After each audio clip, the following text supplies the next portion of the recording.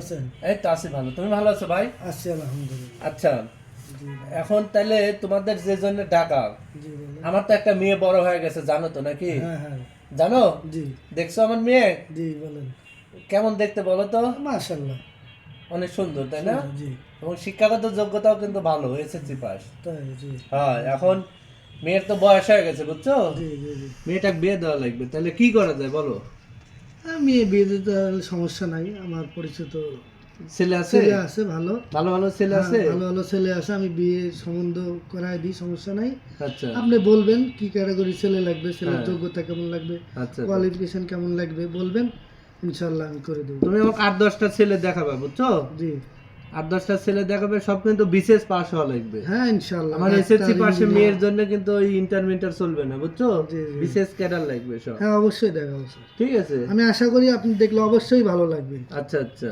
পছন্দ হবে আপনার। হ্যাঁ, আর আমার মেয়েও তো মার্শাল্লাহ অনেক সুন্দর বুঝছো, এই জন্য তো অবশ্যই ভালো একটা ছেলে লাগবে, কারণ মেয়ের মাও তো মার্শাল্লাহ সুন্দর তাই না, জি, দেখছো জি, না? জি হ্যাঁ, তো এই জন্য আমার জামাইও চাই সুন্দর, নাইলে তো আমার ফ্যামিলিতে মানাবে না, জি, জি। বুঝো না? এখন ভাই বিষয় হচ্ছে যে এখন তো ছেলে পক্ষে যদি কোনো কিছু দাবি করে, হ্যাঁ। মানে কোনো কিছু চাহিদা থাকে, হুম। তা আপনি দিতে ইচ্ছুক কিনা বা এই বিষয়ে দিবেন কিনা? যৌতুক যৌতুক, জি।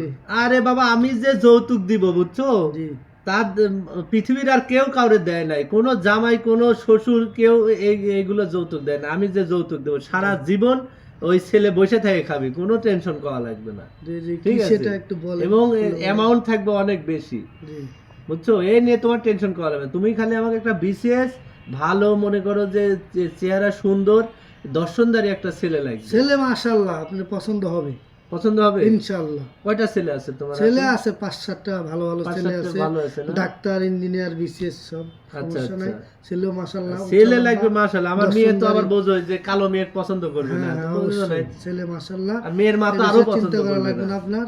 ঠিক জি, আছে, জি এখন তোমারে ডাকা লাও কফি খাও, এখন তোমারে ডাকা হচ্ছে তোমরা একটা ভালো ছেলে দিবা আমার মেয়ের জন্য, ঠিক আছে? আর মেয়ের ভবিষ্যৎ গড়ার জন্য আমি যে একটা জিনিস দিয়ে দেবো, সারা জীবন করে খাবে, নাতিপুতি করে খাবে, কোনোদিন টাকার অভাব হবে না।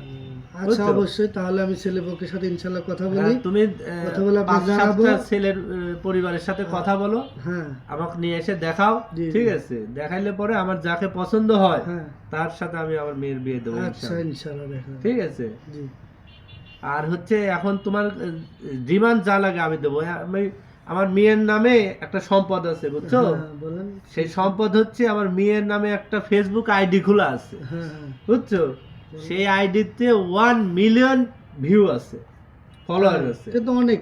ঠিক আছে? জি সেই ফলোয়ার থেকে মনে করো মাসে লক্ষাধিক টাকার বেশি ইনকাম করে, ইনকাম করে। ঠিক আছে?